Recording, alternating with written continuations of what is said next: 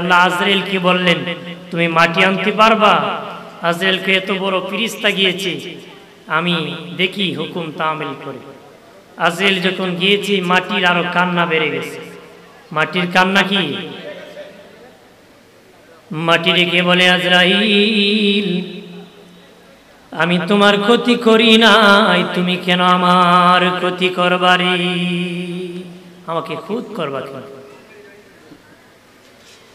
আর মাটির কান্না বেড়ে গেল। আজরাইল বলে, মাটি, তোমার কান্না আর আল্লাহর হুকুম, আমি পাল্লায় ওজন করে দেখব রে, কার ওজন বেশি? তোমার কান্নার ওজন বেশি না আমার মালিকের হুকুমের ওজন বেশি? ওজন করে দেখি আল্লাহর হুকুমের ওজন। এমনি হাত দিয়ে বাবা খাবলা দিয়েছি, মাটি নিয়ে নিছে। কত মাটি হয়েছে? এক মুষ্টিতে 40 মণ মাটি নিয়েছিল রে। জান্নাতে তাসনিম নদীর পানি দিয়ে খামির বানানো হলো। বাবাজি 60 হাত লম্বা করে আদম নবীকে বানানো হলো। মাটি যখন শুকায় টন টন করা শুরু করলো, তখন আদম নবীর ভিতর রূহ আল্লাহ দিয়েছে। রূহ ভিতরে তাকে না, বের হয়ে চলে আসে। আল্লাহ বলেন, আরে রূহ, কেন বের হয়ে আসো? রূহ বলে, আল্লাহ, অন্ধকার থাকতে পারতেছি না, ভয় হতেছি। আল্লাহ তখন আমার নবীর নূরে মুহাম্মদীকে আদমের ভিতর দিয়ে যখন রূহ দিয়েছেন, আদমের অচল বডি সচল হয়ে গেছে। আদম নবী জিন্দা হইয়া শুরুতে বললেন আলহামদুলিল্লাহ। আল্লাহ বলে, ফেরেশতারা রে, আমার আদম জীবিত প্রথম জীবনের জীবন পেয়ে, প্রথমে জীবন পেয়ে শুরুতে আমাকে প্রশংসা করেছে, আমার প্রশংসা করেছে। আর আমরা ঘুম থেকে উঠি মালিকের প্রশংসা করে না রে? করে? যদি বিবি ডাক দিয়ে নামাজ পড়বেন, গালি দিতে দিতে উঠে, কথা কনা, কার একটা টান দিবিতে কুরবানি করিলেন, কথা কনা, জোরে বলেন না। আমার প্রাণের দুস্থ বুজুর্গরা, আল্লাহ বলেন, রে ফেরেশতারা, তোমরা আমার আদমকে সিজদা করো। আল্লাহু আকবার বলেন না। বাবাজি, আদম নবী জান্নাতে থাকতেছেন, বাস করতেছেন, মন বেজার। আল্লাহ বলেন, আদম, তোমার মন কেন বেজার? আল্লাহ কো, কি জানি গো আল্লাহ, আমার নাই। আদম নবী বলতেছে, আল্লাহ, কি জানি আমার নাই। আল্লাহ কো, আমি বুঝতে পেরেছি, তোমাকে যৌবন শক্তি দিয়েছি, তোমার একজন বিবির প্রয়োজন, তোমার একজন বিবির প্রয়োজন। আমার আল্লাহ হাওয়া আলাইহিস সালামকে বানাইলেন। আদম নবী জান্নাতের বারান্দায় আম্মা হযরতে বড় আম্মা হাওয়া আলাইহিস সালামকে দেখে বললেন, আল্লাহ, জান্নাতের ভিতর নিয়ে নেব। আল্লাহ বলেন, না না, আদম বীর বাকি আছে, বি হয়ে গেল। আল্লাহ বলেন, মোহর বাকি আছে, মোহর কিভাবে দিব গো? আল্লাহ, জান্নাত তো তোমার, আমার কিছু নাই। আল্লাহ, আমার হাবিবের প্রতি দরুদ পড়ে নাও, আমি আল্লাহ মোহর আদায় করে নিব। আমার বানের বাবাজি, জান্নাতে আদম নবী বাস করেন, হাওয়া আলাইহিস সালাম বাস করেন। এবার হাওয়ার মন বেজার। আদম নবী বলে, হাওয়া রে, আমার রোগে তোমার কেন ধরলো? এবারই তোমার মন বেজার কেন? হাওয়া আলাইহিস সালাম কো, জান্নাতের গ্লাসের মধ্যে দেখেছি স্বামী, তোমার চেয়ে আমি সুন্দর। সুবহানাল্লাহ বলেন না, জোরে বলি, তোমার চেয়ে আমি সুন্দর। আদম নবী চিন্তায় পড়ে গেল, আল্লাহকে বলে, মালিক, হাওয়ারি বলে গো, সে নাকি আমার চেয়ে সুন্দর, সে আমাকে রেখে চলে যাবে নাকি? আল্লাহ বলেন, আদম, আর পৃথিবীতে কোনো মানুষ নাই, কোথায় যাবে? যেতে পারবে না। স্বাভাবিকভাবে পুরুষের তুলনায় নারী আমি সুন্দর করে বানাই, আর কোনো পুরুষ নাই। আদম নবী বলে, মালিক, যে আল্লাহ হাওয়াকে সুন্দর করে বানাইছো, ওই আল্লাহ ইচ্ছা করলে আমি আদমকে বানাইতে পারো। কথা কনা। আদম নবী ঘুমায় গেল। ঘুম থেকে উঠিয়া দেখে মুখের মধ্যে দাড়ি উঠে গেছে, বুকের মধ্যে লোম উঠে গেছে। এর আগে দাড়ি ছিল না, বুকের মধ্যে লোম ছিল না বাবা। পুরুষের পার্থক্য ঘটে গেল দাড়ি আর বুকের লোম দিয়ে।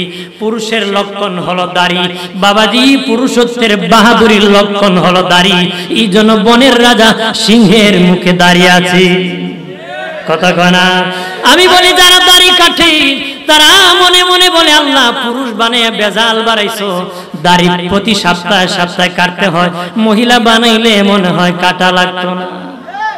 কথা হয় না বাবাজি? দাড়িটা রাখবারি, দাড়িটা রাখবা, এটা পুরুষত্বের লক্ষণ। আবু জাহেলের মুখও দাড়ি ছিল, এটা পুরুষত্বের লক্ষণ।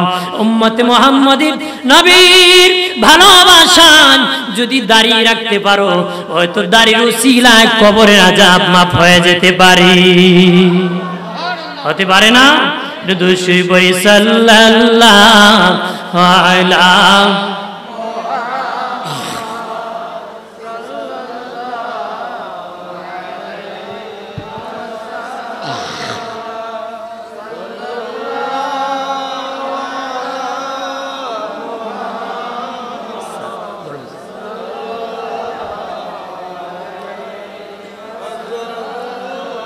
চাচা হয়ে আবু লাহাব নবীর কালেমা পড়ে নাই, দুজাহানের বাদশা নবী আবু জাহেল মানে নাই।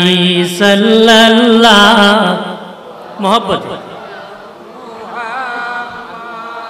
সাল্লাল্লাহু সাল্লাল্লাহু আলা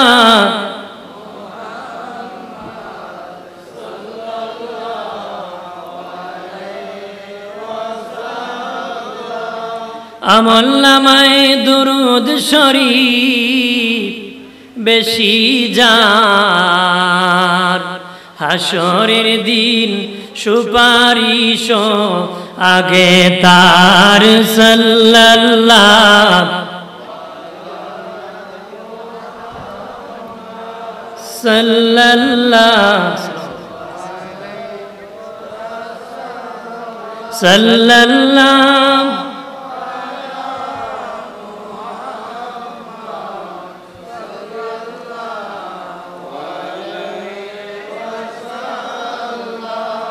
আমার প্রাণের বাবাজি, অনুরোধ করে বলি মনোযোগ সহকারে শুনবেন, আশেপাশে কথা বলবেন না।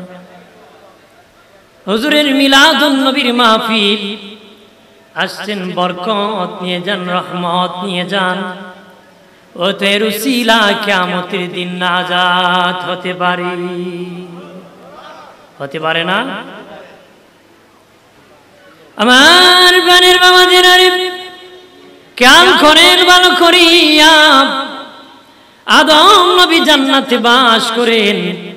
বাবাজি জান্নাত থেকে আল্লাহ বের করে দিয়েছিলেন, আল্লাহ নিষেধ করেছিলেন, তারপরও ফল খেয়েছিলেন বাবাজি। কিন্তু আদম নবী ভুল করার পরও তার গুনাহ হয় নাই। গুনার সওয়াবের সম্পর্ক দুনিয়ায়, জান্নাতে নয়। জান্নাতে কি অনেকে আদমকে গুনাহগার সাব্যস্ত করতে চায়, আদম নবীকে। এটা নয়, আমরা ভুল করে পিছপা হই। আদম নবী এমন ভুল করেছেন, উনি আগে ছিল আব্দুল্লাহ, ভুল করে যেদিন তওবা করেছে, আল্লাহকে তোমাকে বানাই দিলাম নবীউল্লাহ, ওনাকে নবুয়তি আল্লাহ দান করে দিয়েছে। সুবহানাল্লাহ বলি না? ইমাম সাহেব নামাজে যদি 4 রাকাতে মানে পেস লাগায় দেয়, শেষে কি করবে? 2 সেজদা বেশি দিবে। আপনার কোন 2 সেজদা বেশি দেওয়াতে সব বেশি হইছে না কম হইছে? বেশি হইছে। যদি ভুল না হতো, যেমন নামাজ তেমনই থাকতো, ভুল করে 2 সেজদা বেশি দেওয়ার কারণে সওয়াব বেড়ে গেছে। না ইচ্ছা করে দিলিব, যদি সব জন বেশিতে ফেস লাগাই দিই নাকি কয়? এক মৌলবীরে 1 মাস পরে যখন বিদায় নিতে গেছে, বিদায় দেন, আমার হাদিয়া দেন। আমরা তো কোনো মাওলানারে হাদিয়া দিই না। এই জন্য তো আমি কোন ওয়াক্ত নামাজে ওযু করি। কি করে না এরা? কই বলারে বেতন দিয়ে বিদায় দেয়, এর আযাব এলুয়ে যাবে, তার আযাব। আমার প্রাণের দুস্থ বুজুর্গণে, আদম নবী পৃথিবীতে বাবাজি ওনার ঘরে, হাওয়ার ঘরে, আম্মা হাওয়া আলাইহিস সালামের গর্ভ থেকে জোড়ায় জোড়ায় সন্তান আসতো। 119 জোড়া সন্তান। একবার হযরত শীশ আলাইহিস সালাম এসেছিলেন, ওই আদম নবীর পেশানি থেকে শিশির পেশানির মধ্যে নূরে মুহাম্মদী এসেছিল রে। আদম নবী তার সন্তানের সামনে আলোচনা করে, আমাদের নবীর আলোচনা করে। বাবাজি, আমাদের নবীর আলোচনা এখন হয় না, সৃষ্টির শুরু থেকে আলোচনা শুরু হয়েছিল রে। সৃষ্টির শুরু থেকে শুরু হয়েছিল, এমনকি আদম নবীও তার এই সন্তানদের সামনে আলোচনা করতেন। ওনার সন্তান শীষ দেখে বলে, আব্বা আপনিও একজন নবী, উনি একজন নবী, আপনি ওনার আলোচনা কেন বারবার করেন? আদম নবী বলে, বাবা শীষ উনি এমন নবী, ওনার উম্মতকে আল্লাহ এত মর্যাদা দিয়েছে, এত পাওয়ার দিয়েছে, ওনার উম্মতকে এত সার দিয়েছে যে আমি আদমকে ওই সার আল্লাহ দেয় নাই, এই সার আমি আদমকে দেয় নাই। এমনি আদম নবী বলে, বাবা শীষ ওই নবীর উম্মত যতই গুনাহ করুক না কেন, যতই ভুল করুক না কেন, যতই গুনাহ করুক না কেন, তাদেরকে আমার আল্লাহ তাদের বাড়ি থেকে বের করে দিবে না রে, তাদের বাড়ি থেকে বের করে দিবে না। কিন্তু আমি আর তোর মা যখন আমাদের বাড়ি জান্নাতে ভুল করেছিলাম, আমাদের বাড়ি থেকে আল্লাহ বের করে দিয়েছিল রে। আদম নবী ডেকে বলে, বাবা শীষ ওই নবীর উম্মত যতই গুনাহ করুক, তাদের গায়ের জামা কাপড় আল্লাহ খুলে নিবে না রে, গায়ের জামা কাপড় খুলে নিবে না যতই গুনাহ করুক। কিন্তু আমি আর তোর মা যখন ভুল করেছিলাম জান্নাতে, আমাদের গায়ের জামা কাপড় আল্লাহ খুলে নিয়েছিল রে। ওই নবীর উম্মত যতই গুনাহ করুক না কেন রে, আমার আল্লাহ তাদেরকে বলবেন না 1 বছর কাঁদতে হবে, 2 বছর কাঁদতে হবে, 3 বছর কাঁদতে হবে, তাদেরকে ঘুরাবে না রে। যখন তারা তওবা করবে তখন আল্লাহ মাফ করে দিবে। কিন্তু আমি আদম আর তোর মা হাওয়াকে আমার আল্লাহ 350 বছর ঘুরাইছে। আরো জোরে বলি, আদম নবী রেখে বলেন, এই বাবা শীষ ওই নবীর উম্মত যতই গুনাহ করুক না কেন, স্বামী আর স্ত্রীকে আলাদা করবে না, আলাদা করে দিবে না। কিন্তু আমি আর তোর মা যখন ভুল করেছিলাম, জান্নাত থেকে আমাদের দুইজনকে বাহির করে আলাদা করে দেওয়া হয়েছিল, 350 বছরের ভিতরে আর দেখা হয় নাই। উম্মতে মুহাম্মদী সম্মান আল্লাহ সুযোগ করে দিয়েছেন। কি দিয়েছে? সুযোগ করেছেন। তবে নবীর সাথে কারো তুলনা হতে পারে? নবীর সাথে নবীর কম্পেয়ার হবে, উম্মতের সাথে উম্মতের হবে, কোন নবীর সাথে কোন উম্মতের তুলনা হতে পারে? আমার বানের বাবাদের খেয়াল করেন, নূরে মুহাম্মদী আস্তে আস্তে ইব্রাহিম খলিলুল্লাহর পেশানিতে আসলো। ইব্রাহিম নবী অগ্নিকুণ্ড থেকে বেঁচেছিলেন আমার নবীর নূরের কারণে। আমার নবীর নূর কারণে ইব্রাহিম নবীও অগ্নিকুণ্ড থেকে বেঁচে গিয়েছিলেন। প্রাণের বাবাজি, ইব্রাহিম নবী দোয়া করেছিলেন, আল্লাহ মহানবী শ্রেষ্ঠ নবী রাহমাতাল লিল আলামিনকে আমি ইব্রাহিমের বংশে তুমি পাঠায়া দিও। ইব্রাহিম নবীর প্রথম বিবির নাম ছিল সায়রা, দ্বিতীয় বিবির নাম ছিল হাজেরা। প্রথম বিবি বাদশার মেয়ে ছিলেন, দ্বিতীয় যখন সন্তান হতেছে না, উনি আবার একটা বিয়ে করেছিলেন। ছোট বিবির ঘরে জন্ম হয়েছিল হযরত ইসমাঈল আলাইহিস সালাম। বড় বিবির ঘরে পরে জন্ম হয়েছিল হযরত ইসহাক আলাইহিস সালাম। ইসমাঈল আলাইহিস সালাম, ইসহাক আলাইহিস সালামের বংশ থেকে বনি ইসরাইল 70,000 নবী এসেছিলেন, 70,000 নবী এসেছিলেন। আর ইসমাঈলের বংশে আমার আপনার রহমতের নবী শুভ আগমন করেছিলেন। ইসহাকের বংশে 70,000 নবী এসেছিলেন, হযরত ইসমাঈল আলাইহিস সালামের বংশে শুধু একজন আমাদের নবী নূরের নবী এসেছিলেন। আর জোরে বলি, বংশের কোন বংশের দাম বেশি, বনি ইসরাইল বংশের না বনি ইসমাঈল বংশের? বনি ইসমাঈল বংশের একজন নবীরই এত শান, আল্লাহ এক নবীকে এক বংশী পাঠাই দিয়েছে। আর জোরে বলি, আমার বানের বাবাদের আমার নূরের নবী আল্লাহ বলেন, কাদ অবশ্যই যা তিনি আসিয়াছেন কোন তোমাদের নিকটে মিনাল্লাহ আল্লাহ হইতে নূর নবী মুহাম্মদুর রাসূলুল্লাহ সাল্লাল্লাহু আলাইহি ওয়াসাল্লাম ওয়া কিতাবুম মুবিন প্রকাশ্যে 30 পারা কালামুল্লাহ শরীফ। ওই নূর দ্বারা অনেক ভাই সাহেবেরা ইখতিলাফ করে, ভাই সাহেব আপনার ঘরে যদি তাফসীরে জালালাইন শরীফ থেকে দেখে জগৎ বিখ্যাত হাফিজুল হাদিস আল্লামা ইমাম জালালউদ্দিন সুয়ুতী, যিনি 52 সহ 2 লক্ষ হাদিস মুখস্থ জানতেন, ওই ইমাম জালালউদ্দিন সুয়ুতী তাফসীর করতে বলেন ওই নূর দ্বারা কাকে বোঝানো হয়েছে? উনি বলেন ওই নূর দ্বারা আমার নূরের নবীর নূর মোবারককে বোঝানো হয়েছে। ওয়া নবী সাল্লাল্লাহু আলাইহি ওয়াসাল্লাম। আমার বানের বাবাজি, ওই নূর ইসমাঈল আলাইহিস সালামের পেশানিতে আসলো, আস্তে আস্তে নবীর দাদা খাজা আব্দুল মুত্তালিবের পেশানিতে আসলো। খাজা আব্দুল মুত্তালিবের প্রথম সন্তানের নাম হারেস। বাবাজি উনি স্বপ্নে রাতের বেলা ঘুমাইলেন, আল্লাহ বলেন তাইবা খনন করো, উনি বুঝলেন না। তৃতীয় দিন আবার বলেন তাহেরা খনন করো, উনি বুঝলেন না। তৃতীয় দিন আল্লাহ বলেন জমজম খনন করো, উনি জিজ্ঞাসা করলেন জমজম কোথায় আছে? আল্লাহ বলেন আব্দুল মুত্তালিব কাবা ঘরের পাশে দেখবাম মানুষ যেখানে পাঠা বলি দেয় সেখানে রক্ত গড়ায় গড়ায় নিচু জায়গার মধ্যে জমা হয়, যেখানে কাক গুলাম দেখবে ঘোরাঘুরি করতেছি, সেখানের মধ্যে আমি আল্লাহর কুদরতি জমজম আছি। যেই জমজম ইসমাইল নবীর পায়ের গোড়ালির থেকে চালু হয়েছিল, জালেম বাদশা শিয়া পাথর চাপা দিয়ে জমজম বন্ধ করে দিয়েছিল। আল্লাহর নবী দাদার দ্বারা আল্লাহ স্বপ্নে দেখালেন জমজম খনন করো। উনি যখন সকালবেলা ছেলে হারেসকে নিয়ে খনন করতে যাবেন, মুশরিকরা আসিয়া বলে আরে খাজা আব্দুল মুত্তালিব এইখানে আমাদের পবিত্র জায়গা, তুমি কেন খনন করতেছো? ওইখানে জমজম আছে, আমি খনন করব।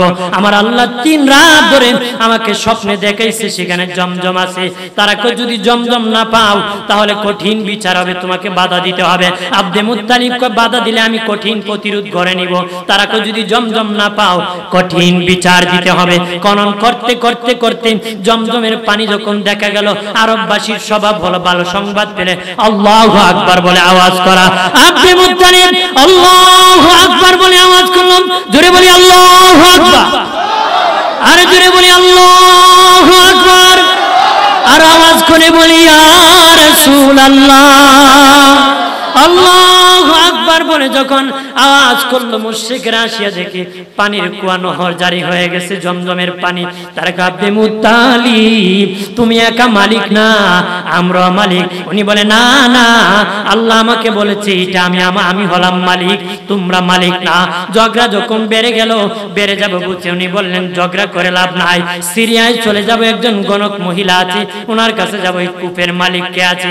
তারা রওনা করলো, যেতে যেতে যেতে যেতে বাবা মরুভূমির রাস্তা ভুলে গেল।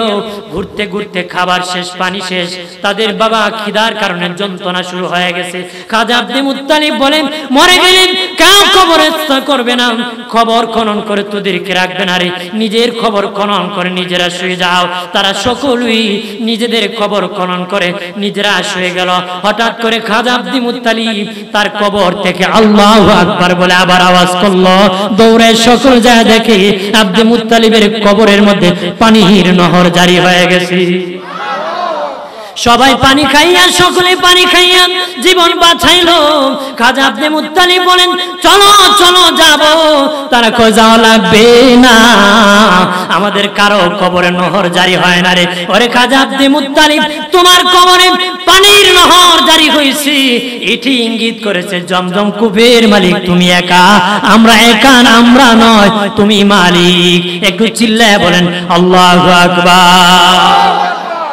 বাবাজিরা রে, উনি দোয়া করেছিলেন আল্লাহ আমাকে যদি আরো 10টা সন্তানও দিতাম, একটা সন্তানকে কাবা ঘরের সামনে আমি কুরবানি করতাম, কাবা ঘরের সামনে আমি কুরবানি করতাম। আল্লাহ দিতে দিতে সর্বশেষে আমাদের নবীর আব্বা জান হযরত আব্দুল্লাহ রাদিয়াল্লাহু তাআলা আনহুকে পাঠাইলেন। ওই নূর আব্দুল্লাহর পেশানিতে চলে গেল নূরে মুহাম্মদী। নবীর বাবা আব্দে মুত্তালিব মরুভূমির মধ্যে ছাগল রাখতেছেন। এইখানের মধ্যে আরেকজন নেতা ছিলেন যার নাম আব্দুল ওয়াহাব জোহরি। আব্দুল ওয়াহাব জোহরি বলেন, আমি মরুভূমির মধ্যে যাচ্ছি, হঠাৎ করে দেখি কিছু লোক আসছে, আব্দুল্লাহকে মেরে ফেলবে। আমি চিন্তাম এটা আমার বন্ধু আব্দে মুত্তালিবের সন্তান। আমি চিৎকার করলাম, কে কোথায় আছো, আসো, আমার বন্ধু আব্দে মুত্তালিবের সন্তান আব্দুল্লাহকে মেরে ফেলতেছে, তাড়াতাড়ি এগিয়ে যাও। বলতে দেরি, আসমান থেকে কিছু লোক ঘোড়ায় চড়ে আসতে দেরি হয় নাই, বেঈমানদেরকে কতল করতে দেরি হয় নাই।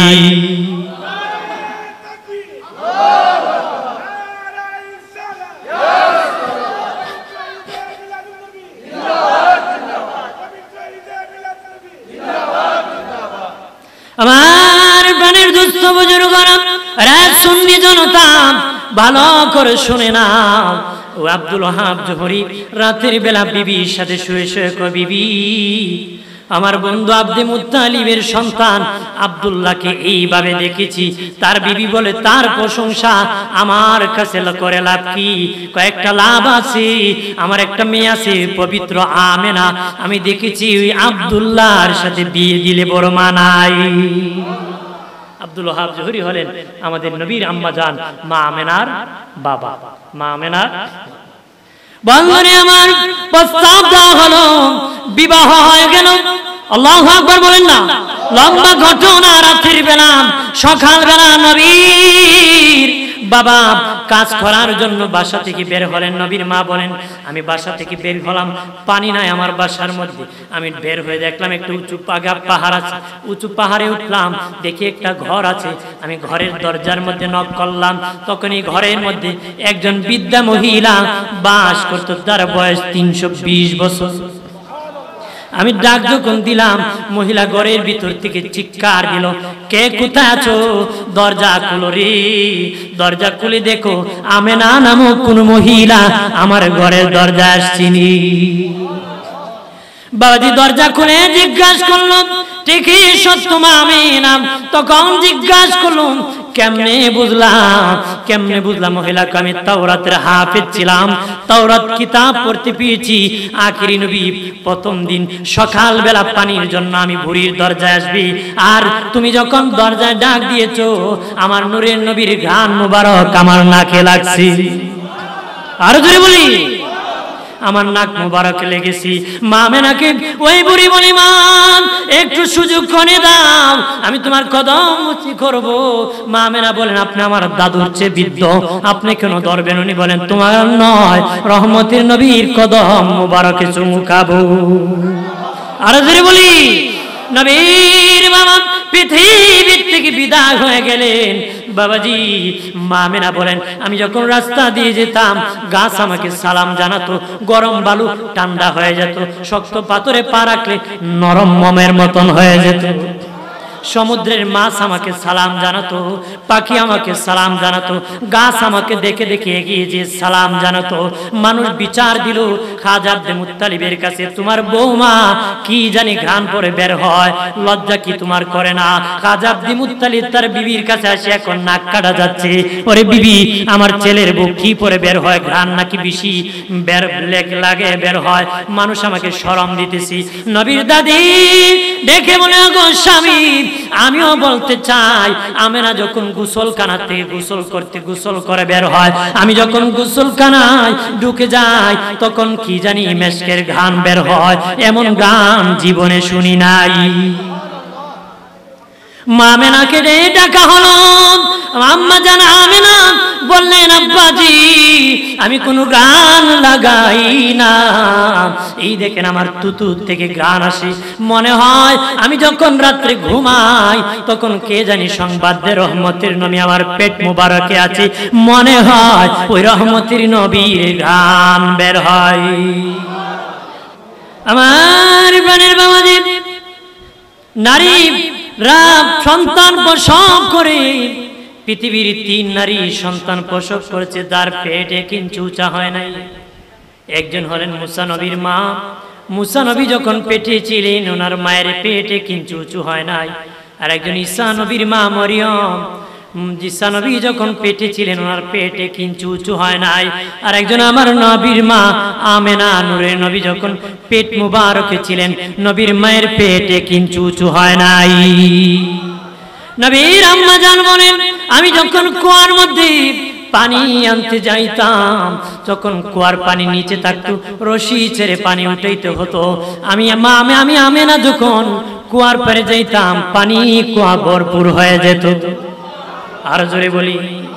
উনি বলেন একটু ঘুমের ভাব হলো, আমি দেখলাম ঘুম থেকে উঠি আমার নূরের টুকরা মুহাম্মদ আমার পাশে সেজদায় পড়ে উম্মতি উম্মতি বলে কাঁদতেছি। মা আমেনা বলেন আমি এর আগে দেখলাম একজন বৃদ্ধ মানুষ, বললাম কে তুমি, কে গো? উনি বলেন আমি আদম সফিউল্লাহ, মাদম নবী কেন এসেছেন?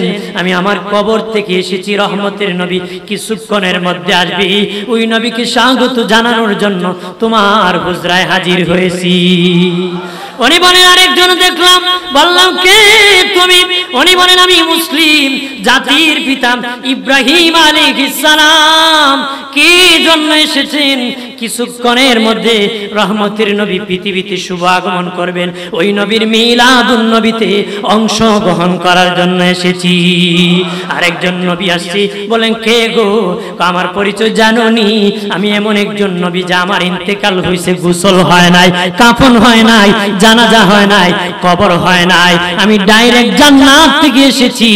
আমার নাম ইদ্রিস আলাইহিস সালাম, আমি এসেছি রহমতের নবীর মিলাদুন নবীতে অংশগ্রহণ করার জন্য।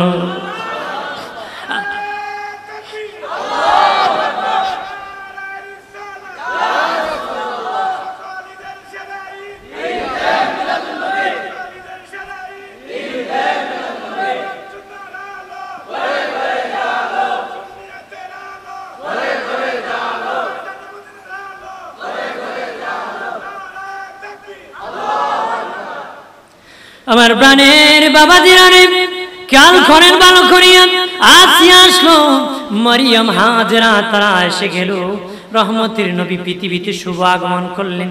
দুনিয়ার মা যখন সন্তান প্রসব করে তার নির্ধারিত জায়গা দিয়ে পৃথিবীতে আসি, মা আমেনা বলেন আমার সন্তান মুহাম্মদ বাম পাদরের নিচ দিয়ে পৃথিবীতে শুভ আগমন করেছে। দুনিয়ার সন্তানের নার কাটতে হয়, মা আমেনা বলেন আমার বাবা মুহাম্মদ নার কাটা অবস্থায় পৃথিবীতে এসেছে। দুনিয়ার সন্তানের গোসল দিতে হয়, আমার সন্তান পোশাক পরে পৃথিবীতে মেশকের গান ছড়াইতে এসেছি। আমি আপনি যখন পৃথিবীতে এসেছি ধাইমাদেরকে জিজ্ঞাসা করে দেখবেন দুর্গন্ধ ছড়াইতে ছড়াইতে পৃথিবীতে এসেছি।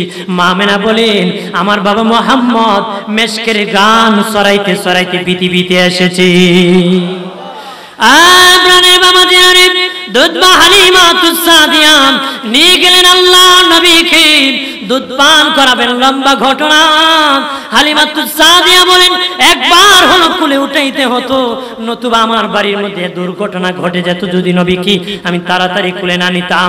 একদিন দেরি হয়ে গেল, আমি আসি আমার মেয়ে সাহেবাকে বললাম, আরে সাহেবা আমার বাবা মোহাম্মদ কোথায়? মাগো 2 বছর হয়ে যায় তোমাকে আম্মা বলে ডাকে না, আমাকে আপা বলে নাই, কিন্তু মোহাম্মদ পাহাড়ের দিকে তাকাইয়া মুস্কি মুস্কি হাসতেছে, কার সাথে জানি কথা বলতেছে। হালিমাতুস সাদিয়া বলেন অলৌকিক ঘটনা আর আমার বাড়ির মধ্যে ঘটেছে। আমি যখন বাবা মুহাম্মাদের কাপড় মুবারকে ধরেছি তখন দেখি পাহাড়ের উপর একটা যুবক ঘোড়ার পিঠে বসে আছে, সবুজ পাগড়ি পরে, তার সাথে মুহাম্মদ কথা বলতেছে। জিজ্ঞাসা করেছিলেন বাবা মুহাম্মদ জীবনের প্রথম কার সাথে কথা বলেছো? নবী কয় যার সাথে কথা বলেছি সে হলো আল্লাহর ফেরেশতা জিবরাইল। আর জোরে বলি আমার প্রাণের বাবা। নবীর চাচা দেখে বলে বাতি যা ছোট কালের কিছু তোমার মনে আসেনি?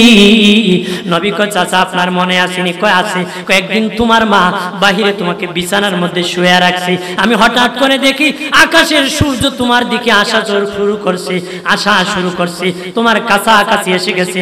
আমি চিৎকার করলাম, কে কোথায় আছো? মনে হয় সূর্য চাপা মেরে আমার বাতিজাকে মেরে ফেলবে, চাপা মারিয়া মেরে ফেলবে। না বাতিজা, সূর্য তোমার কাছাকাছি আসিয়া তুমি ডান দিকে তাকালে সূর্য ডান দিকে যায়, তুমি বাম দিকে গেলে সূর্য বাম দিকে যায়, তুমি সোজা হলে সূর্য সোজা হয়, তুমি মুস্কি মুস্কি হাসতেছো। নবী কয় চাচা সূর্য আমার সাথে কি কথা বলেছে আপনি কি শুনতে পেয়েছেন? না বাতিজা, আমি শুনতে পাই না, তুমি শুনতে পেয়েছো। তোমার কি মনে আছে? নবী কয় হ্যাঁ হ্যাঁ আমার মনে আছে চাচা। সূর্য আমাকে বলেছে নবী কাঁদবেন না, আপনি কাঁদলে আপনার মা কাঁদে। কেন জানেননি? কাঁদিয়া বলে তার বাবা থাকলে কেননা এনে দিত, আমার বাবা কানলে কেননা নাড়াচাড়া দিত। নবীজি আপনার আম্মা কান্দে মা, যদি আপনার বাবা বেঁচে থাকতো দুনিয়ার খেলনা এনে দিত, নাড়াচাড়া দিলে নাকি আপনার কান্না বন্ধ হয়ে যেত। দুনিয়ার খেলনা ওই বাজার থেকে না আপনার বাবা আনতো। মহান আল্লাহ, আমি সূর্যকে খেলনা বানায় আপনার দরবারে হাজির করছি। আরো জোরে বলি আমার প্রাণের বাবা দিনারে। নবীকে কেন আল্লাহ মেরাজে নিয়েছিলেন জানেননি? নবীর মা কাঁদতেন, তার বাবা যদি বেঁচে থাকতো তাহলে বেড়াইতে নিয়ে যেত আমার বাবাকে, বোনের বাড়ি নিয়ে যেত, ফুফির বাড়ি নিয়ে যেত, খালার বাড়ি নিয়ে যেত, আত্মীয়র বাড়ি নিয়ে বেড়াইতো। আল্লাহ কয় হাবিব আপনার মা বলেছিল আপনার বাবা বেঁচে থাকলে নাকি আত্মীয়র বাড়ি নিয়ে বেড়াইতো, ওই বাড়ি যাইতো। দুঃখ রয়েছিল বাবা নাই, বেড়াইতে পারি নাই, এই জন্য আমি আল্লাহ বেড়ানোর জন্য আমার আরশে আজিমে আপনাকে দাওয়াত করেছি।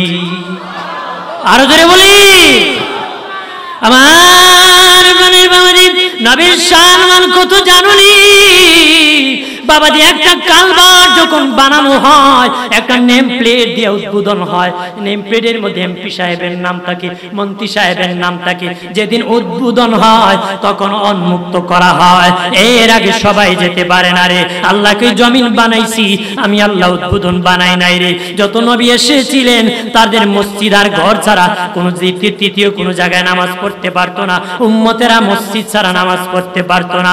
আল্লাহ বলেন আমার হাবিব পৃথিবীতে যেদিন শুভ আগমন করেছিল মুহাম্মদ নামের নেম প্লেট দিয়া এই দুনিয়াটাকে আমি উদ্বোধন করে দিয়েছি, এই দুনিয়াটাকে নামাজের মুসল্লা আমি বানায় দিয়েছি। আর জোরে বলি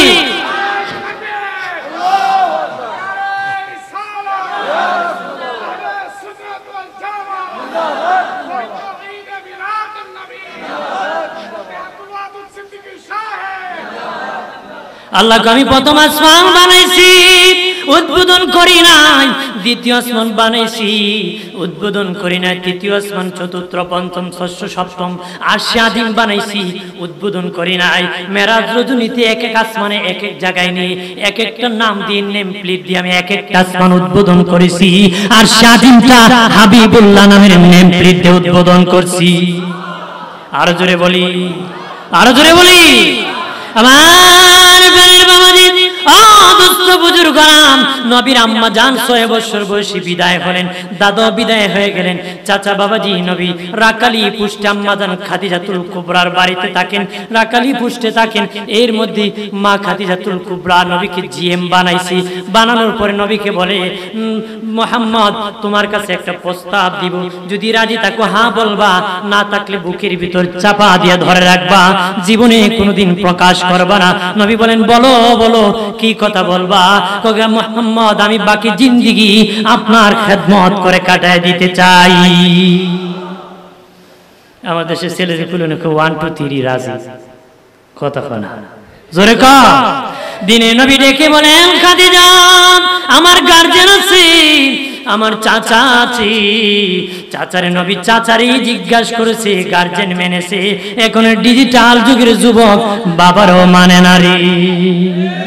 বিয়ে করে কই সরি, কই কি সরি, কই ভেরি ভেরি সরি, কাম সাইরা লইছে, কথা কনা জোরে বলে। আল্লাহ নবী চাচার কাছে আসে বলে, চাচা, যে খাদিজার বাড়িতে তুমি রাখালি পুষ্টি দিয়েছিলা, ওই খাদিজা জেম বানাইছে, ওই খাদিজা আবার আপনার বাতিজার স্ত্রী হতে চায়। নবী চাচা বললেন, আমাকে একটু সময় দাও। বাবিয়া বললেন, বাতিজা আমি রাজি। নবী কয়, চাচা আপনি রাজি, আমিও রাজি। চাচা বলছে রাজি, নবী কয় আমিও রাজি। আপনার বাবা যদি কইতো 40 বছরের একজন মহিলা আপনার জন্য দেখছি, আপনি 25 বছরের যুবক, আপনি কি কইলেন? তুমি কে কইল? আগের দিন মেইলে বাইকে চিটাগাং গেল, কথা হয় না, চিটাগাং কি ভাগলো। নবী কয়, চাচা তুমি রাজি, আমিও রাজি। মারহাবা বলে না। বিবাহ হয়ে গেল রে বাবাজি। আর বেঈমানেরা বদনাম রটায় দিল। খাদিজা কিভাবে এতিম মুহাম্মদকে বিয়ে করলো? আম্মাজান খাদিজা খুব বুদ্ধিমতী নারী ছিলেন। উনি তাদেরকে দাওয়াত করে ওনার বাড়িতে গোল টেবিলে বসে উনি বললেন, স্থানীয় নেতৃবৃন্দ, আমি শুনেছি তোমরা আমার বিরুদ্ধে বদনাম রটাইতেছো, আমি এতিম মুহাম্মদকে কেন বিয়ে করলাম? তারা কো, সত্যই খাদিজা, তুমি তো ইচ্ছা করলে কোন জমিদার না তোমাকে বিয়ে করতো, কোন কোটিপতি না তোমাকে বিয়ে করতো, তুমি কি করে এতিম মুহাম্মদকে বিয়ে করলা? হযরত খাদিজাতুল কুবরা বলেন, তাহলে আমি ভুল করেছি। মারাত্মক ভুল করেছো, ভুল করেছো। আম্মা জান খাদিজা বলেন, তাহলে আমার কয়েকটা প্রশ্নের উত্তর দাও। কয়, বলো। 1 নম্বর প্রশ্ন, বয়সের দিকে আমি জিতলাম না হারলাম? কয়, বয়সের দিকে তুমি জিতছো, তোমার বয়স 40, মুহাম্মদের বয়স 25। কয়, 2 নম্বর, বংশের দিকে আমি জিতলাম না হারলাম? কয়, বংশের দিকে তুমি জিতেছো, মুহাম্মদের বংশের চেয়ে দামি বংশ নাই। কয়, 3 নম্বর, সুন্দরের দিকে আমি জিতলাম না হারলাম? কয়, সুন্দরের দিকেও তুমি জিতছো, মুহাম্মদের চেয়ে সুন্দর কেউ নাই। সুবহানাল্লাহ বলে না। মুহাম্মদ সাল্লাল্লাহু আলাইহি ওয়াসাল্লামের চেয়ে সুন্দর কেউ নাই। আম্মা জান খাদিজা বলেন, 3 দিকে জিতছি, একদিকে হারছি, আমার স্বামী গরীব। তোরা সাক্ষী থাক, আমার যত ধন সম্পদ আছে আমার স্বামী মুহাম্মদের নামে আমি ওয়াকফ করে দিলাম। আর জোরে বলি, এবার বলো, এই মক্কা ধনীকে? কয়, খাদিজা দিয়ে দিলে তো মুহাম্মদই ধনী হয়ে যাবে। কয়, দিয়ে দিছি। আগে জানলে দাওয়াত খাইতে আসতাম না। কয়, আমিও চাই না তোমরা দাওয়াত খাও। ভাই সাহেব বলেন, দাওয়াত খাইতে যদি খাওয়ান না পাওয়া যায়, মেজাজ কেমন গরম হয়, কথা হয় না? একটু বালানা হইলে কয়, খাওয়াইতে পারছিল না, দাওয়াত দেখে। নিজে কিন্তু জীবনে কেউ খাওয়াইছে না, আরেক বেটার বাইত খাইয়া বদনাম কয়, কথা হয় না? জোরে বলে না। 8 বার খুব মুখে দাওয়াত দিছিল, দিকে দিয়েছে, খাওয়াইতে পারছে না, 14 গোষ্ঠী খাওয়াইছি, কথা হয় না? আছে কিনা? যত দোষ মানুষের, আমার কোনো দোষ নেই। আমার প্রাণের বাবা দিনারে আল্লাহ নবী আম্মা জান খাদিজার কাছাকাছি এসে বলেন, খাদিজা তুমি কেন আমাকে ধন সম্পদ দিলা? আমি কি তোমার সম্পদ চাইছি? আম্মা জান খাদিজা বলে, নবী এই ধন সম্পদ আমার না গো নবী, আপনি নূরের নবীর কদম মোবারক আমি খাদিজার বাড়িতে যেদিন লেগেছি ওই দিন থেকে আমি ধনী হয়েছি। এগুলো আপনার কদমের বরকত, এগুলো আপনার সম্পদ, আপনাকে দিয়েছি। মারহাবা বলেন না, আরো জোরে বলি। আমার বানের বাবাজি, আল্লাহ নবী এই 30 পারা কোরআন আমাদের জন্য রেখেছেন সংবিধান। আমাদের জন্য কি রেখেছেন? সংবিধান। বাঁচার জন্য রেখেছেন নবী সুন্নাহ, কোরআন সুন্নাহ হাদিস রেখেছেন। বাবাজি, নবী সংবিধান আমাদেরকে রেখে দিয়েছেন। ওই সংবিধান কোরআন ইফাজানে মদিনা মাদ্রাসায় পড়ানো হয়। কথা বলেন ঠিক কি না?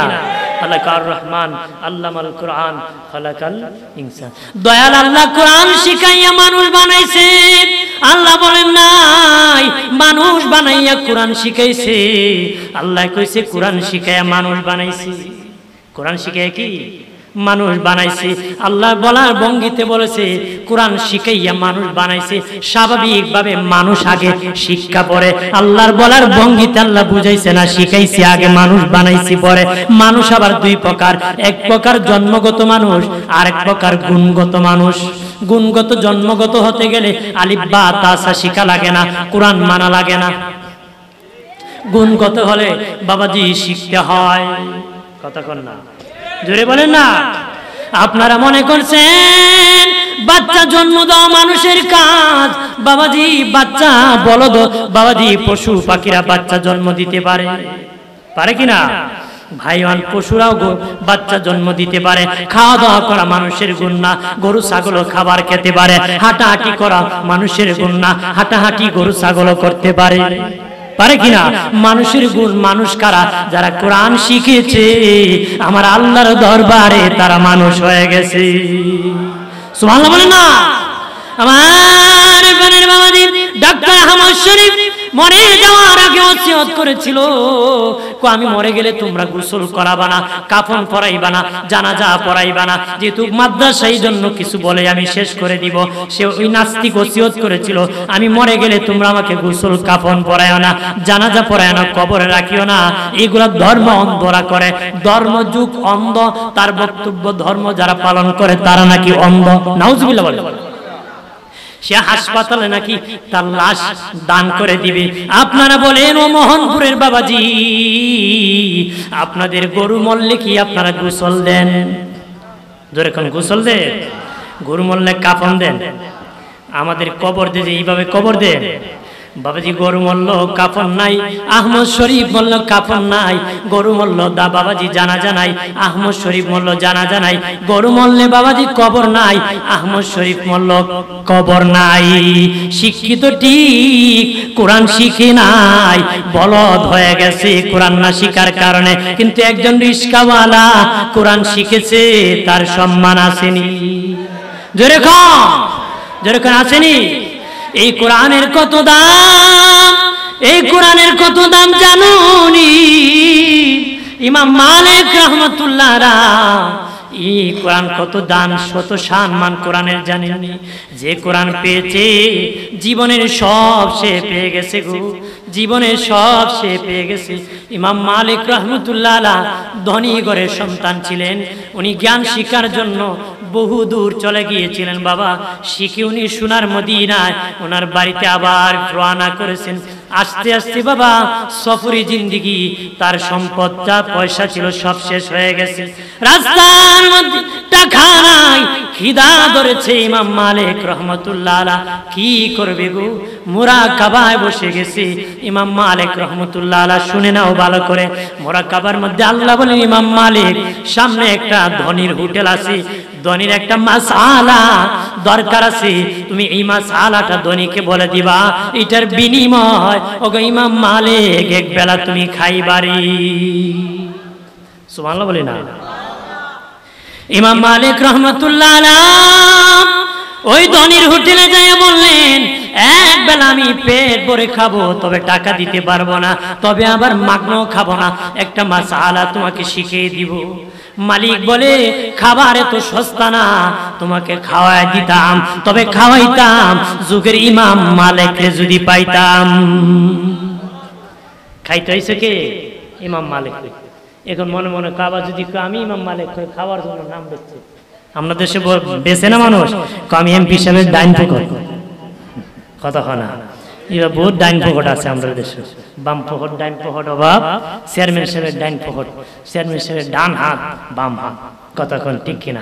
মানে বেচ্চা খাইলিছে, কথা হয় না, ঠিক কিনা? আমার বানের বাবাজি ইমাম মালিক রাহমাতুল্লাহ আলাইহি গোপন করিয়া পেটের মধ্যে গামছা বাঁধিয়া কষ্ট করিয়া মদিনায় রওনা করলেন। আবার গাছের মধ্যে ধরেন কষ্ট করে করে সোনার মদিনা চলে গেলেন।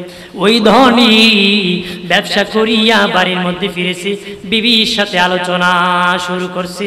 বিবিকে বলে একটা মেয়ে আছে, তার একটা উপযুক্ত মেয়ে ছিল। বিবি বলে স্বামী বিয়ে দিবেন না। কথা বলতে বলতে ঝগড়া লাগে না? যেরকম লাগে কিনা? মহিলারা ঝগড়া করতে পারেনি? 10-12 মহিলা এক জায়গায় আছে, গল্প করতে করতে এক মহিলাকে, এই মহিলারা ঝগড়া লাগবা? এক মহিলাকে আমার ট্যাঙ্গে লাগবে, আরেক মহিলা ট্যাং দেখাস কি ট্যাং নো ভাঙ্গেলিমো, ঝগড়া লাগছে নি? শুরু হয়েছি, এটা আর দেরি।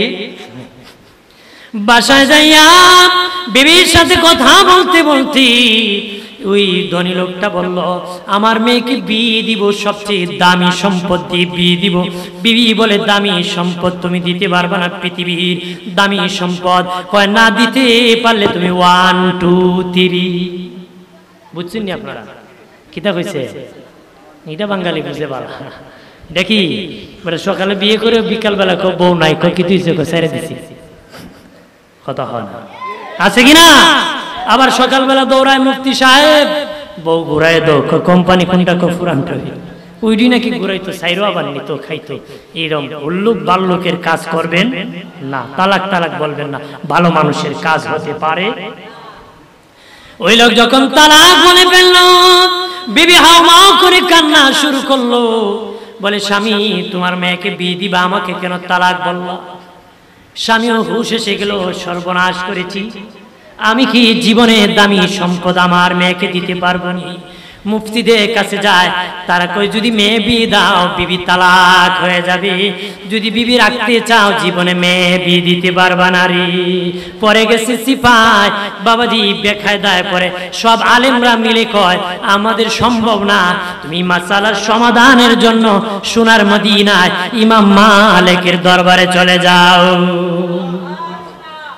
ওই লোক রানা করলো ইমাম মালিক রহমতুল্লাহ আলাইহির কাছে, যা চেহারা দেখি চিনে ফেলছে, যে লোকটাকে একবেলা খাবার দেয় নাই, ওই লোকের দরবারে মালিক আবার পাঠাইছে। সুবহানাল্লাহ বলে না? উনি হাউমাউ করে কান্দে, বেয়াদবি করেছি ওগো ইমাম মালিক, অপরাধ করেছি, আমাকে ক্ষমা করে দিন। ইমাম মালিক কাঁদিয়া বলে, ধনী, ওই দিনই যদি তুমি আমাকে একবেলা খাওয়াইতারে ধনী, আজকে কষ্ট করে সোনার মদিনায় মাসালা জানার জন্য আশা লাগতো না রে, ওই দিনই আমি ওই মাসালা তোমাকে জানায় দিতাম। সুবহানাল্লাহ বলেন না? ইমাম মালিক রহমাতুল্লাহ আলাইহি বলেন, ধনী রে ধনী, বাড়ি যাও, তোমার মেয়ের বিয়ে ঠিক করো, লাইব্রেরি থেকে আল্লাহর কালাম কোরআনুল কারীম কিনে নিবা, একখান কোরআন শরীফ কিনে নিবা। যখন তোমার মেয়ের বিয়ে হয়ে যাবে, দুজনকে যখন মিলিয়ে দিবা, তখন আল্লাহর কালাম কোরআনুল কারীম তাদের হাতে দিয়ে বলবা, মা ওগো বাবা, দুনিয়ার সবচেয়ে দামি সম্পদ উপহার দিতেছি, ওই সম্পদের অনুযায়ী জিন্দেগি জীবন যাপন করিও, আমার আল্লাহ সবচেয়ে দামি জান্নাত তোমাদেরকে দান করবে। আরো জোরে বলি, এই কোরআন হলো দামি সম্পদ, কোরআনকে ধরতে হবে। কথা বলেন ঠিক কিনা? বাবাজি, কোন কিতাবে নাই, কোন এমপি সাহেব, মন্ত্রী সাহেব, চেয়ারম্যান সাহেব কোন গ্রামের উপর দিয়ে গেলে কবরের আযাব মাফ হয়ে যাবে। একজন হাফিজুল কোরআন, কারিউল কোরআন, একজন আলেম যখন কোন গ্রামের উপর দিয়ে হাঁটিয়া যায়, 40 দিনের জন্য ওই কবরের আযাব মাফ হয়ে যায়। সুবহানাল্লাহ বলে না? আমাদের দেশে যত দুষ মোল্লা বেটা দোকানে বসে চা খার কয়, আমাদের মোল্লার পিছে নামাজ হয় না রে। কি কয়? আমার মোল্লার পিছে নামাজ হয় না। আরেক বেটা কয়, তোর তো জীবনে মসজিদে যাইতে দেখছি না, নামাজ দেওয়া না কেমনে বুঝলে? ও বাজারে মোল্লা আডে দেখছি, আডার বাউ বালা না। আডার বাউ কি? এবার আডার বাউ কি বুঝে লিছে, মোল্লা বেটার পিছে নামাজ হইতো না। আরেক বেটা একদিন কয়, সর্বনাশ হইছে, কয় দুনিয়াটা কিয়ামতে গেছে। কি হইছে? ইমাম সব প্রস্রাব করে পানি লইছে। আর যে কইছে পায়খানা করে জীবনে পানি লাগে না। তো এরকম লোক সমালোচনা করে, ভালো মানুষ কোনোদিন এরকম বদনাম করতে পারে? করেন পারে?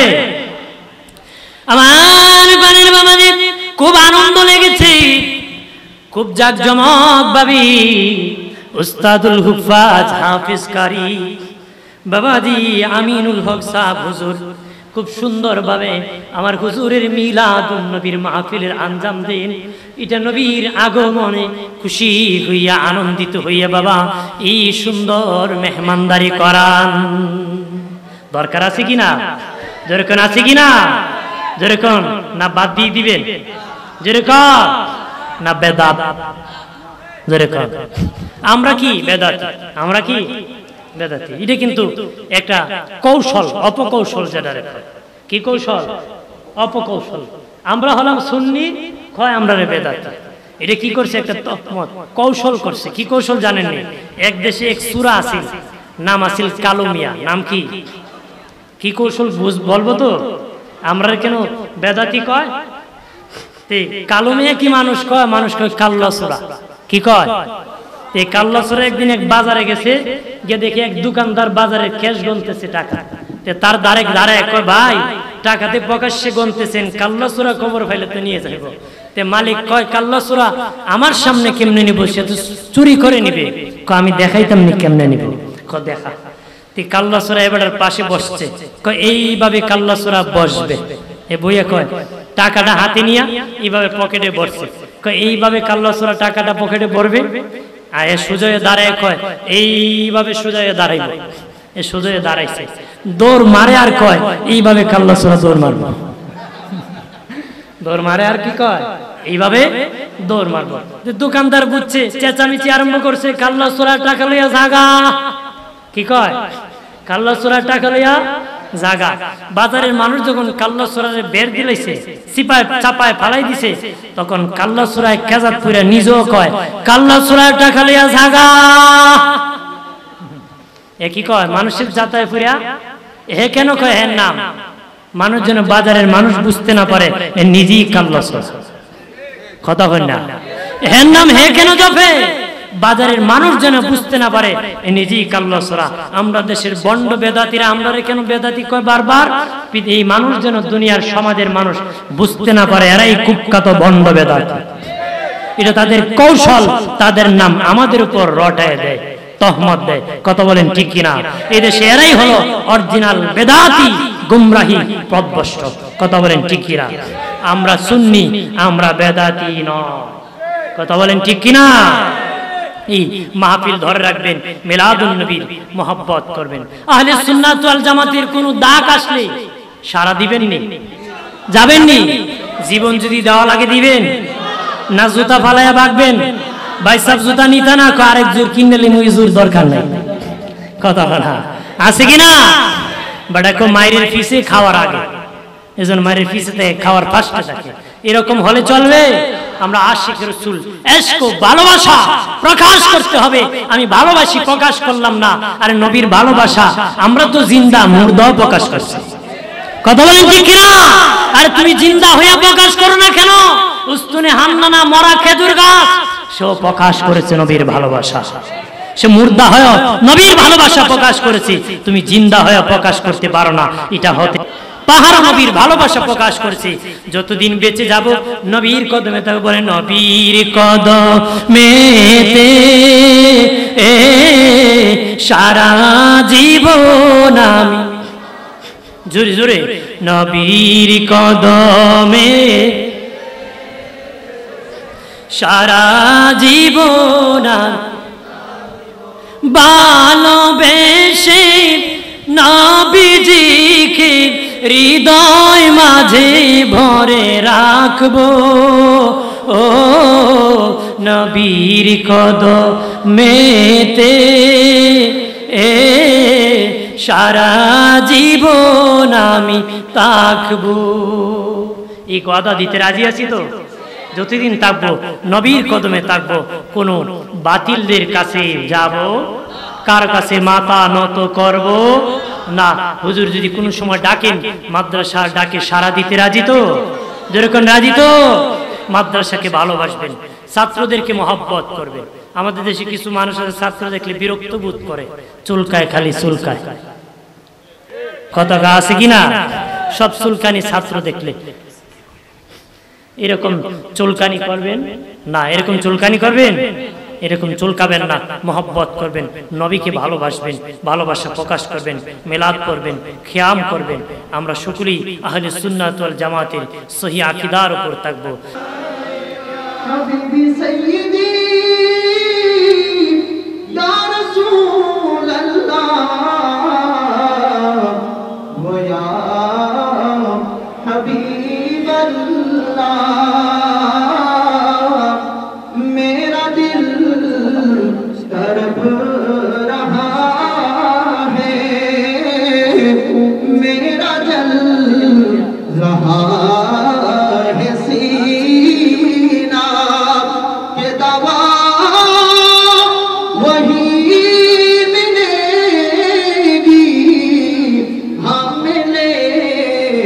चलो मदीना या नबी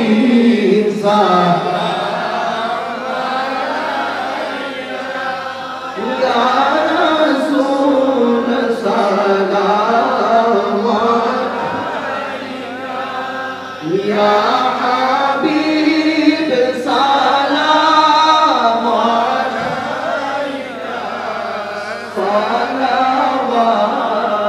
सलावतुल्लाह नबी ना होए दुनियाय ना होए ফেরেশতা খুদার হয়েছি উম্মত আপনার তার তরে শুকর হাজার বার ইয়া নবী সালাম আলাইকা ইয়া রাসূল সালাম আলাইকা ইয়া হাবিব সালাম আলাইকা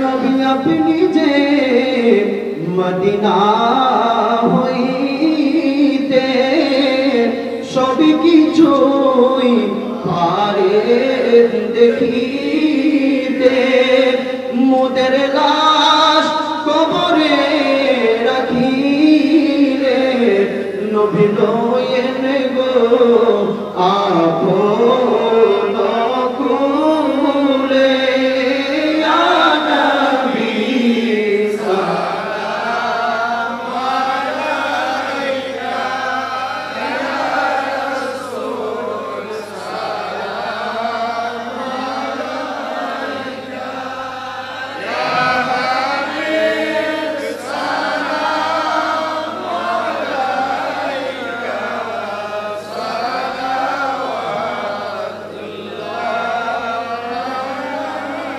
নবী উম্মতরা বান্দার জমিনে সালাম দেই আপনার চরণে কঠিন হাসর মিজানে ঠাই দিও আপনার চরণে ইয়া নবী সালাম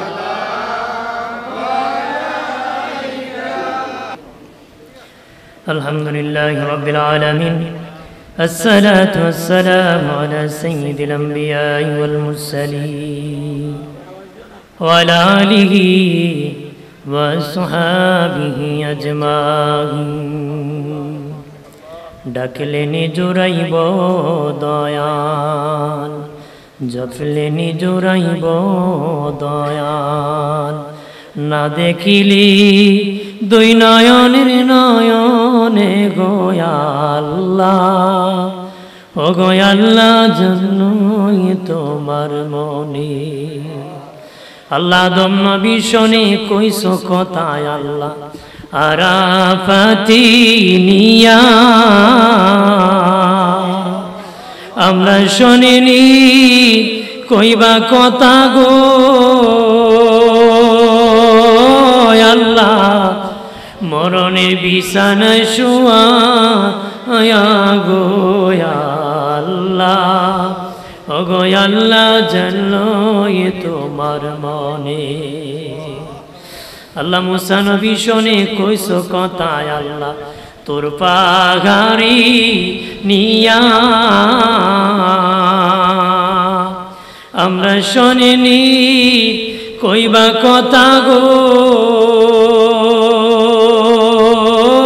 আল্লাহ গরম জলে গোসল করা আয়া গো আল্লাহ ও গো আল্লাহ জানলো তোমার মনে আল্লাহ জাকারিয়া নবী শোনে কইস কথায় আল্লাহ গাছের ভিতর ঢুকায়া আমরা শোনেনি কইবা কথা গো আল্লাহ সাদা কাফনে ঢুকা আয়া গো আল্লাহ ও গো আল্লাহ জানলোই তোমার মনে আল্লাহ তুমি তোমার বন্ধু শোনে কইস কথা আল্লাহ আরো সেউ টাইয়া আমরা শোনেনি কইবা কথা গো আল্লাহ অন্ধকার কবরে উঠা আয়া গো আল্লাহ ও গো আল্লাহ জানলোই তোমার মনে আল্লাহ তাআলা যতগুলো পুরুষ হাত উঠাইলাম এমন একটা মানুষ নাই যার জীবনে গুনাহ করি নাই রে আল্লাহ আল্লাহ গো আদর করে বানাইলা বান্দা জাহান্নামে যদি ফালায়া জ্বালাও তোমার তো কোনো লাভ হবে না গো যদি জান্নাতি করে দাও তোমার তো জান্নাতের অভাব হবে না রে সব যেমন জন হয়েছে কোরআন তেলাওয়াতের দুরূদ শরীফে আল্লাহ হাদিয়ার সব লক্ষ কোটি কোটি গুণ বাড়ায়া দয়াল নবীজির খিদমত শরীফে কবুল ফরমাও তামাম আম্বিয়া کرام সাহাবায়ে کرام তাবিঈন তাবে তাবিঈন খুলাফা রাশিদিন আশারায়ে মুবাশশিরিন উম্মাহাতুল মুমিনিন খাতুনে জান্নাত ফাতিমা ইমাম হাসান হুসাইন জাইনুল আবিদিন দেরার রয় কবুল ফরমাও কাদরিয়া সিস্টারা নকশবন্দিয়া মুজাদ্দিদিয়া চার তরিকার ইমাম চার মাযহাবের ইমাম 360 আউলিয়ার শিরোমণি হযরত শাহজালাল ইয়ামানি ওনার সঙ্গী সাথী যত বুজুর্গানে দিন যে যেখানে আরাম ফরমাইছেন প্রত্যেকের নামে নামে পৌঁছায়া দাও রব্বুল আলামিন এই বাংলার জমিনে আনা আছে খানাছি যত ওলি আব্দুল গাউস কুতুব পীর মাশায়েখ মুফতি হাফেজ কারি ইমাম মুআজ্জিন মুসল্লি হাজী গাজী মুহিব্বিন পরিচিত অপরিচিত বন্ধু বান্ধব সকলের জিন্দেগীর গুনাহগুলি তুমি maaf করে দাও আল্লাহ তাআলা এই জামাতে অনেকের আদরের মা নাই আল্লাহ গো অনেকের বাবা নাই গো আল্লাহ যার মা নাই সে বুঝে মায়ের বেতা যার বাবা নাই সে বুঝে বাবার বেতা ছোটকালে মা কত আদর করেছে বাবা কত আদর করেছে আল্লাহ গো ওই জনম দক্ষিণী মা বাবার কবর কানা জান্নাতের বাগান বানায় দাও আমাদের দাদা দাদি নানা নানি যাদের শ্বশুর শাশুড়ি পাড়া প্রতিবেশী হকদার দাবিদার মায়ের মানুষ মহব্বতের মানুষকে maaf করে দাও আল্লাহ একবার ইজ্জত দিলে দ্বিতীয়বার তুমি বেইজ্জতি দিও না একবার ইজ্জত দিলে দ্বিতীয়বার বেইজ্জতি দিও না আল্লাহ চিৎকার দিয়া বলেন আল্লাহ আর জবান খুলে বলেন আল্লাহ আর আওয়াজ করে বলেন ইয়া রাসূলুল্লাহ মালিক ও মালিক আল্লাহ একবার ইজ্জত দিলে গো দ্বিতীয়বার বেইজ্জতি দিও না আমরা দুনিয়া আখিরাতে ইজ্জত তুমি বাড়ায়া দিও করো জোরে নত শিরে ওটায়া দুই হাত তোমারি দরবারে গো আল্লাহ করি মুনাজাত বিপদে পড়িলে আল্লাহ উদ্ধার কইরা দিও নবীজির খাতিরে হাসর পার কইরা দিও ও আল্লাহ কিয়ামতের দিন নবীজির সুপারিশ আমাদের ভাগ্যে নসিব করে দিও মরণের সময় দয়াল নবীরে আমরারে দেখায়ো কবরে নবীরে দেখায়ো নবীর সুপারিশ দিয়া হাউজে কাউসার পান করার জন্য জান্নাতে যেতে পারে তৌফিক দিও এই ফায়জানে মদিনা সুন্নিয়া মাদ্রাসার দস্তারবন্দি আর পবিত্র মহান স্রষ্টার সৃষ্টির ঈদ পবিত্র ঈদে মিলাদুন নবী উদযাপন উপলক্ষে 16তম মাহফিল। আল্লাহ প্রথম বছর থেকে এই বছর পর্যন্ত যারা টাকা দ্বারা, বুদ্ধি দ্বারা, শ্রম দ্বারা, পরামর্শ দ্বারা এই উপস্থিতি হইয়া যারা কবরের বাসিন্দা হয়েছেন, প্রত্যেকের কবরে হাদিয়ার সব পৌঁছায় দাও। যারা এখনো খেদমত করতেছেন, প্রত্যেকের খেদমতরে তুমি কবুল করে নাও। আজকে যারা এসেছেন সকলের খেদমতরে তুমি কবুল করো আল্লাহ। ও আল্লাহ, সকলের খেদমতরে তুমি কবুল করো আল্লাহ। উস্তাদুল হুফাজ হাফেজ কারি আমিনুল হক হুজুর আল্লাহ বিভিন্ন প্রতিষ্ঠান প্রতিষ্ঠিত করেছে, উনি কোরআনের খেদমত আঞ্জাম দিতেছে। মাদ্রাসা যতদিন পৃথিবীতে থাকবে এই পৃথিবী কিয়ামত হবে না। তোমার বান্দা এত বড় দায়িত্ব নিয়ে আঞ্জাম দিতেছে, তোমার বান্দা যেন বহুদিন হায়াত পান, আরো বড় বড় করে দ্বীনের মিল্লাতের খেদমত করতে পারেন, সুযোগ করে দাও আল্লাহ। তোমার বান্দার এই ফয়জানে মদিনা মাদ্রাসা সহ আরো যত মাদ্রাসা আছে কবুল করো, খেদমতে কবুল করো আল্লাহ। আল্লাহ তোমার বান্দার মাও না, বাবাও না, ওই মা বাবার কবরখানা জান্নাতের বাগান বানায়া দাও। আমার মদিনা নবীর সাথে যোগাযোগ লাগায়া দাও আল্লাহ। তার আমার হুজুরের আল্লাহ রব্বুল আলামিন আমিনুল হক হুজুরের মা বাবার রূহ সন্তানদের প্রতি খুশ আর রাজি করে দাও আল্লাহ। হুজুরের আল আওলাদরে তুমি কবুল ফরমাও, মাদ্রাসার খেদমতরে কবুল ফরমাও। হুজুরের সাথে যারা খেদমত করেন সকলের খেদমতরে কবুল করে নাও। মা বোনরা নেক হায়াত বাবা দি আল্লাহ, মা বোনরা হাত বাড়াইছেন, প্রত্যেকের নেক হায়াত বাড়াইয়া দাও, সকলের মনের নেক বাসনা পূরণ করে দাও। কার মনে কি আগুন দাও দাও করে জ্বলতেছে, তোমার রহমতের পানি দিয়ে তুমি নিভায়া দাও আল্লাহ। হুজুরের মিলাদুন নবীতে অংশগ্রহণ করেছে, সকলকে বেহেশতি বানিয়ে বাড়ি ফিরে দাও আল্লাহ। শিক্ষার্থী, পরীক্ষার্থী, ফল প্রার্থী সকলে কবুল করে নাও। অতিবৃষ্টি, অনাবৃষ্টি, শিলাবৃষ্টি, মারামারি, চুরি ডাকাতি আল্লাহ তাআলা আমাদের সকলকে এটার থেকে বাঁচাও আল্লাহ। অগ্রবাদীদের উত্থান উঠে গেছে আল্লাহ, তাদের বাবা আল্লাহ তারা খুব পাওয়ার বেড়ে গেছে, তারা আল্লাহর ওলিদের প্রতি আক্রমণ করতে চায়, তুমি তাদেরকে হেদায়েত নসিব করে দাও, নতুবা তাদেরকে তুমি ধ্বংসের পর্যায়ে নিয়ে যাও। যে ওলিরা মুসলমান বানাইছে আল্লাহ, আমরা দোয়া করি আমরা যেন তাদের এই খেদমতে আঞ্জাম দিতে পারি, সুযোগ করো। এমনও মানুষ আছে ঈমান নিয়ে কবরে আছে, তার কোনো ওয়ারিসদার নাই, তার জন্য দোয়া করবে গো আল্লাহ। আজকে ফয়জানে মদিনা মাদ্রাসার মিলাদুন নবী দস্তারবন্দি মাহফিল থেকে দোয়া করি তাদের কবর ও হাদিয়ার সব পৌঁছাও। মহিলারা দুরূদ শরীফ খতম করেছে আল্লাহ, খতম রে কবুল করো, দয়াল নবীর দরবার পর্যন্ত তাদেরকে তুমি পৌঁছায়া দিও আল্লাহ তাআলা।